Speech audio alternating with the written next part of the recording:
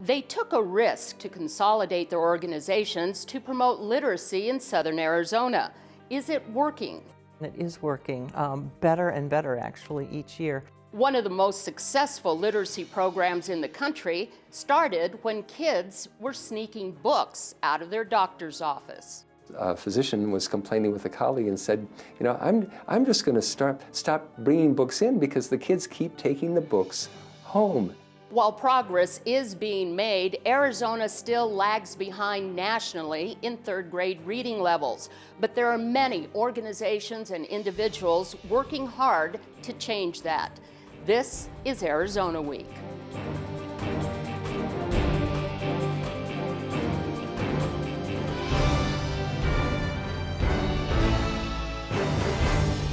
Hi, I'm Nancy Montoya in for Lorraine Rivera. This week, we're talking about a literacy crisis in our community. Now, some of the statistics may shock you and you may want to tune out, but don't. Instead, let's explore as a community how we can overcome some of these hurdles. But first, a reality check with Christopher Conover. Arizona ranks ahead of 6 other states, including Alabama, Mississippi, and Louisiana in education, according to the Annie E. Casey Foundation's Kids Count project. That's based on an index combining scores in reading, math, and writing. Why are Arizona children struggling? Low spending on education, including teacher pay, is often cited. But experts say a top reason is the state's high poverty rate. 55% of Arizona children aged 3 or younger live in poor or near poor conditions. Studies show that low-income parents often have less time and resources to spend helping their children learn. How much does poverty affect the literacy rate of children? It certainly plays into it. Children with the lowest literacy issues and the biggest problems often do come from very poor families. But being poor doesn't mean a child is doomed to fail. Success can come through parents reading to their child from the time the baby is born, and the language doesn't matter. The most critical time in a child's development is up to the age of 3. That's when all sorts of sparks and connections are being made in the brain. And if you're more adept at processing and handling language sounds, and you're in a social relationship where you want to communicate your needs, which is a little person saying, I'm hungry, I'm thirsty, I'm tired, I want a hug, right? I have an owie, right? You're going to help develop those communication skills. Children who are read to every day will be ready to learn when they enter school. Studies show that currently more than 85% of Arizona's children are not ready to start kindergarten. That means knowing their letters and numbers and beginning to understand what reading is all about. And if they don't catch up by the time they're in 3rd grade, they may never. 3rd graders who don't read well are 4 times more likely to drop out before finishing high school. And studies indicate that young people who drop out of school are much more likely to be arrested and incarcerated. But here's the good news. Read On Arizona was established in 2013 to help every 3rd grader in our state read at grade level. How? Well, by forming public and private partnerships. 5 years ago, here in southern Arizona, 5 literacy nonprofit organizations decided they could do more for our community together than separately. And so they merged to form Literacy Connects. Betty Stauffer is the executive director of the group. We wanted to know, is the merger working? It has worked and it is working better and better actually each year. Part of what we've been able to do is each of the 5 programs that merged were very different. They addressed different aspects of literacy, different age groups, and they all had specific strengths. So each program now has been able to benefit and learn from the strengths of the other program, and we've been able to merge and do things that no one of our programs would have ever even thought to do before, like the Literacy Infusion Project that we're doing down in Sunnyside. We're doing a project at Keeling Elementary School right now in Amphi, which is an intensive reading seed just for kindergartners.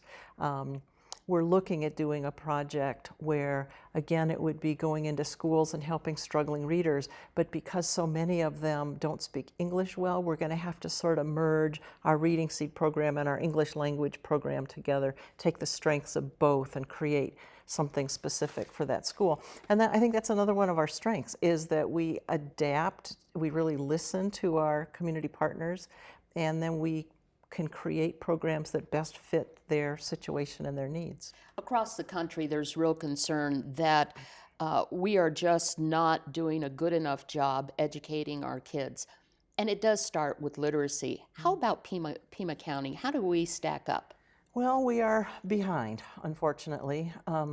There has been a little bit of progress over the last few years with third grade reading.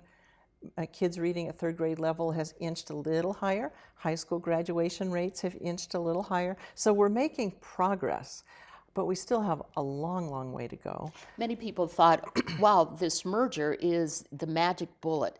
It means that now we've got a handle on literacy concerns in our community. But it's not that easy, is it? It's not. I mean, literacy is such, and education really, it's such a multifaceted problem.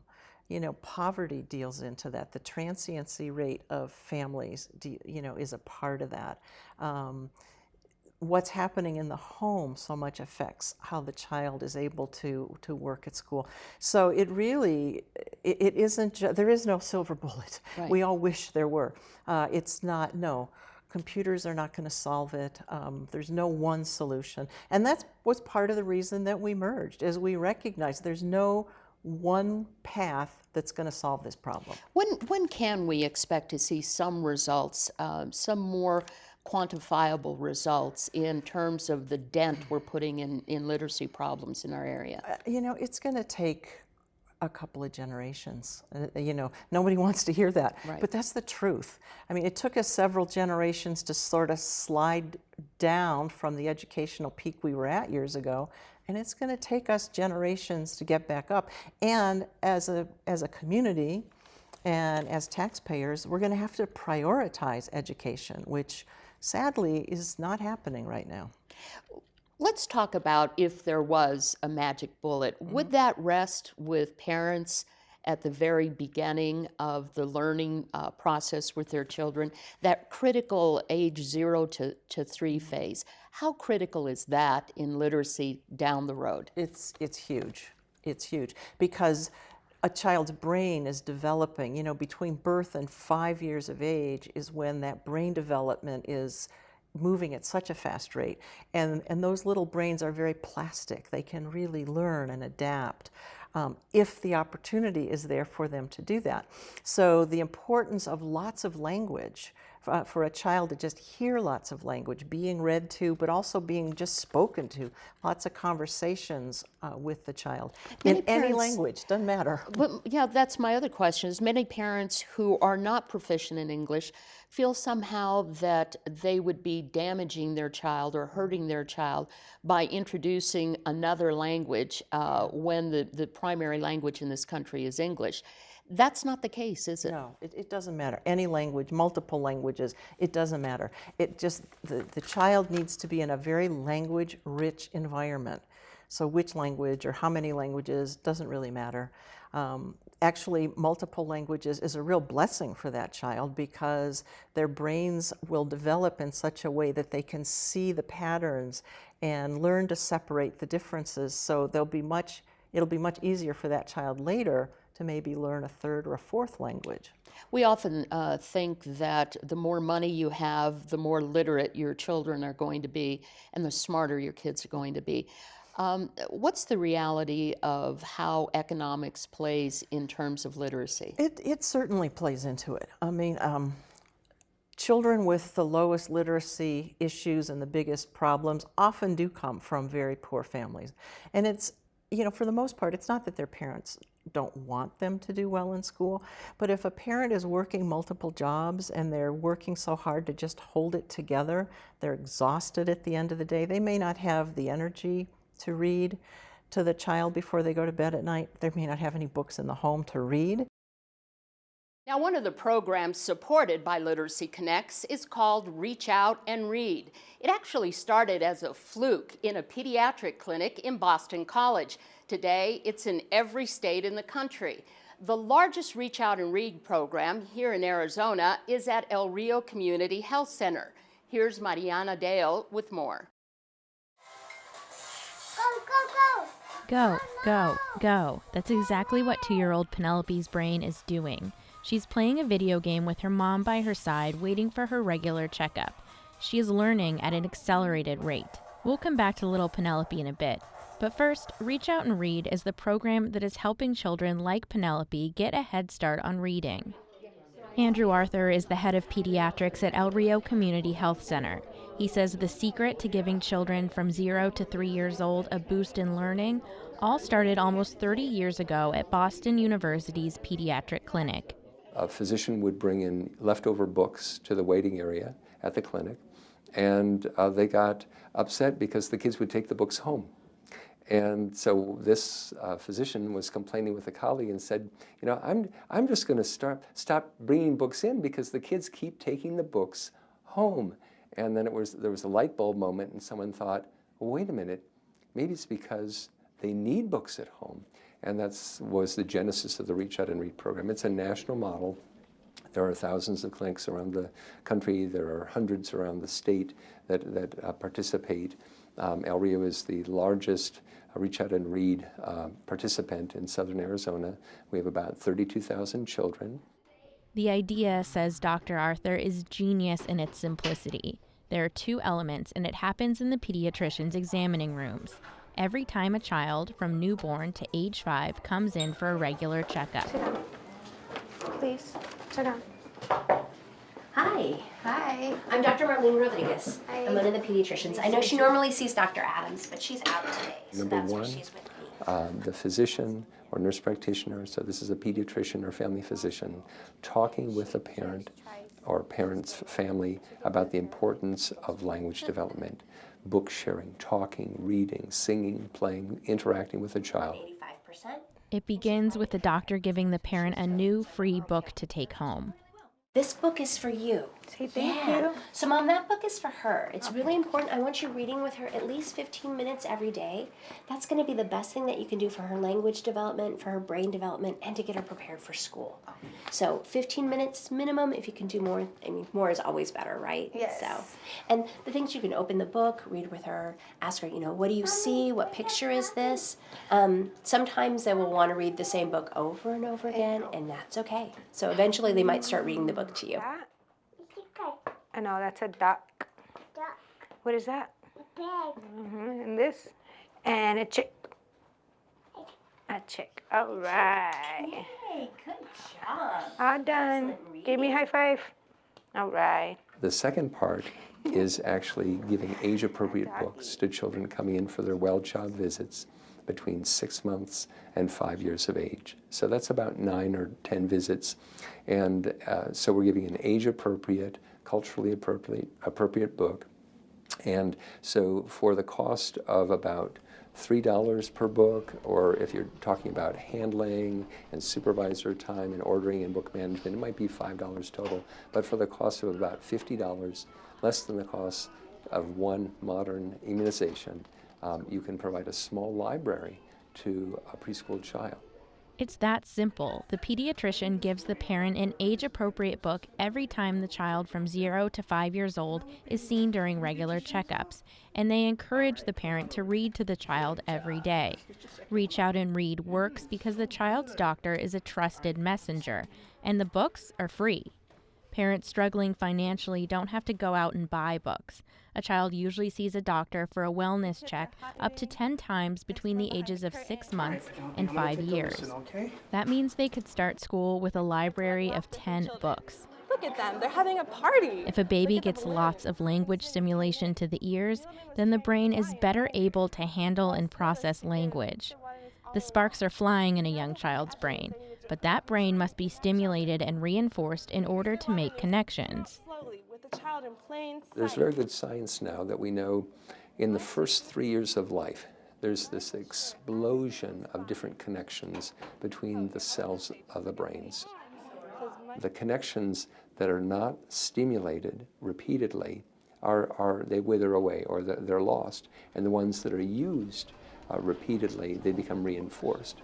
And when you reinforce those connections early in a child's life, there's remarkable retention.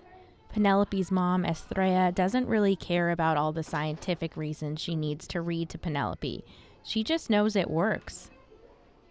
Every time I read to her, she learns more. Like with Penelope, every time I read to her, it seems like she learns something new, like a new animal, a new color, a new word. So it helps out a lot. Estrella has 3 other children who have all been a part of the Reach Out and Read program. She reports they are all excelling at school. Every time I come to our Rio, there's somebody that greets us with books, and there's somebody there to read with them, and they like it, and they like the books, so we have a big collection of books. Can we get your shoes off? That emphasis, says Dr. Arthur, must be the exposure, and at an early age. It's also no secret that the better a parent or primary caregiver reads, the better the child will read.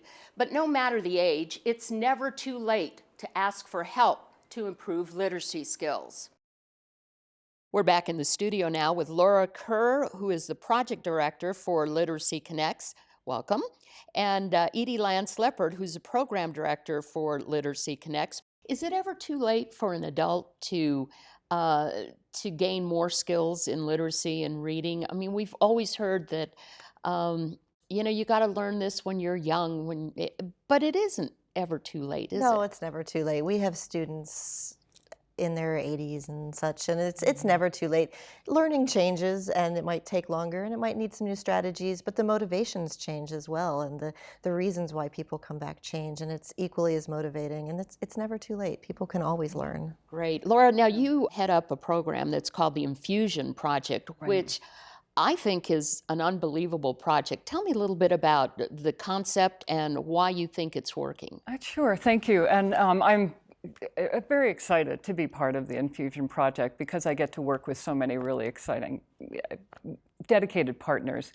The Infusion Project is the integration of all of our Literacy Connects programming infused into a school community. And the idea was hatched right after the merger 5 years ago of how could we really intentionally integrate and see what would happen if we brought all of our successful programming into one place. Sunnyside School District has been our partner for the last 3 years. Helios Foundation has funded us. And we have other partners as well, the Pima County Public Library, Make Way for Books, Parents as Teachers, which is a Sunnyside program, and then the individual schools themselves. And currently we're working with Summit View Elementary and Los Niños Elementary. Now I realize that you're in the 3rd year of a 3-year project, and it may be too soon to see any real indicators of progress and whether it's working. But what are you hearing in terms of what the principals say, what the teachers say? What they are saying, what the teachers are saying through their feedback, which we have been collecting at the end of every year about the Reading Seed kids, is that they are more confident, their skills have increased, they are more engaged in the classroom, they see themselves as learners. And the coaches report that as well. What we've been tracking through the standardized test also indicates quantitatively that changes and improvements in reading skills are being made. For our Stories That Soar program, the teachers report that students love to write. They love writing for the Magic Box, but beyond that, they love writing and are more engaged in the whole writing process than they have been. And these are at schools where Stories That Soar has been, this will be the 2nd year at Los Niños. Great excitement there, where kids are saying, yes, I get to write for the Magic Box. And then at Summit View, we're in our 3rd year, and this year they submitted something like 1,300 stories. Wow. A school of under 600 students. Edie, So, what is the Magic Box? Oh, the Magic Box really is magical in a sense. So Stories That Soar will go into a school and they'll bring the Magic Box that is hungry, and it's hungry to eat children's stories. That's how it survives. And so it encourages the children to feed it stories. It lives at the school for about 3 weeks being fed stories, and then the staff will take the box, and a troupe of professional actors, musicians, acrobats bring those stories to life on stage. And the kids get to see and experience being an author and being celebrated on stage. Wow, that's one of the first things you have to make sure you do, isn't it? Is to engage the kids and make them want to learn. How difficult is that for? I think that it's not that difficult. Kids want to learn. Adults want to learn. If students are given that chance to really become part of the equation of how they're going to learn and what they're going to learn, there is a buy-in that is magical. And at Literacy Connects, I mean, part of what we call our secret sauce is that we are really listening to students and working with them about what are their needs as an adult or as a child, which is the book that you would like to read today in your Reading Seed session, so that each student feels like they're really being paid attention to, and those one-on-one relationships become more than just, okay, this is our lesson for today. It's about really feeling respected and listened to as a student. So I feel like that engagement, when a student is really brought into it, is not that hard, and that it shows in the entire school and in the programming that we're bringing in. I remember talking to a kindergarten teacher who had an assignment for her students. She said, when you come in tomorrow, bring us your favorite book. One child brought a telephone book because that's the only book they had in their home. Edie, how important is it for children to have that access to books? Access is critical, and not knowing, who has access to books and who doesn't, who is able to get library cards, who has parents that are able to take them to the library or not, for a whole variety of reasons. If that access isn't available through the family, then it needs to be available through the school. And so all of our programs really provide free books to the learners. Adult students can take free books. The Reading Seed coaches provide free books every week that they work with a child. Family reading nights at the Infusion sites provide free books for all of the kids who attend. Right. And finally, is there hope for Pima County? We've been registering very low marks when it comes to literacy and reading levels of especially our 3rd and 4th graders. Is there hope out there? I believe there is hope, because there are people who are still committed and are willing to innovate and try new things and to partner in new ways and to put aside a sense of, no, this is my part of the puzzle.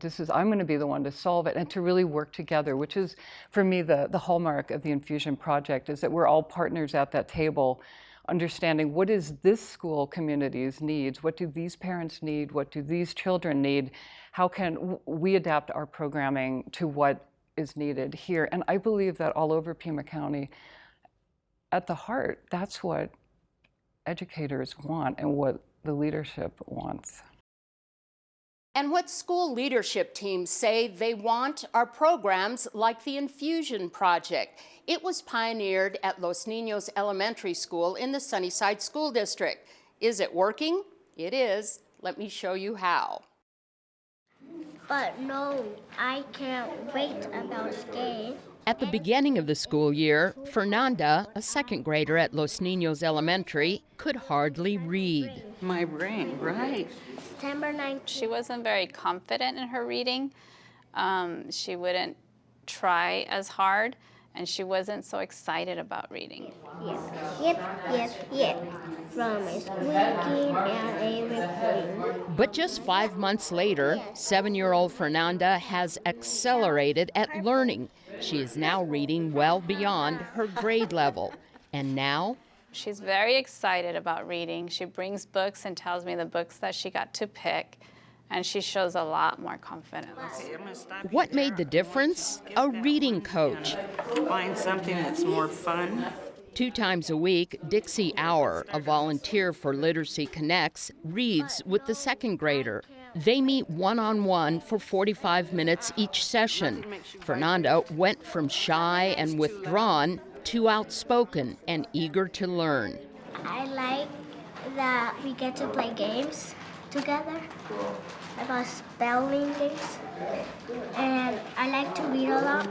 It's not me that's doing it, but just watching her improve all the time. It's just fun to see. It's very rewarding. There are hundreds of reading coaches who volunteer for Reading Connects, but it's just one part of the Infusion Project. If you want a child to love reading and excel at it, it must start at home. But what if the parent speaks little English and feels unable to help that child with homework and reading? Okay, 6, turn signal. Well, if you're a parent of a child at Los Niños or a community member, you take English classes. And me and my son. Jose Rojas is a mechanic. He comes to Los Niños twice a week to learn English. He is struggling, but he says he will not give up. He has too much at stake. His motivation, his son. Lo amo incondicionalmente, lo quiero y quiero lo mejor para él. Jose says he loves his son unconditionally and that he wants the best for him. Quiero que él no tenga límites en su crecimiento. Angel, his son, is 10 years old and now speaks English and reads so well that he can easily translate for his father. Well, he said he's very proud of me and he wants me to keep on learning English and to not have a limit. Limitless learning. That's the goal of the Infusion Project. But there's much more to this project, like feeding the magic box that's always hungry for stories written by kids. Eventually, the stories are turned into a play performed by students and teachers. And there's family reading nights as well. Just another way to encourage reading. Read a book to me. I want to hear a story. Becoming a good reader by 3rd grade, say all the experts, is the best way to help kids succeed in school and go on to higher education. The rewards are not just for the children, their teachers also share in their success. That's the reason why I teach. It brings chills to my body when I see a student so excited about the books that they're reading. And we just started, we're in our class where they can read with the person. And they're so excited to share the books with their friends in their classroom and their classmates.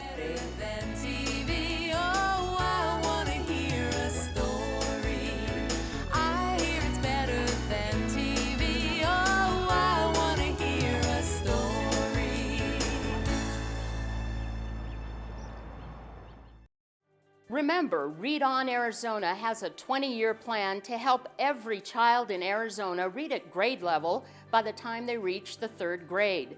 Visit azpm.org for links to many local organizations in our area that can help.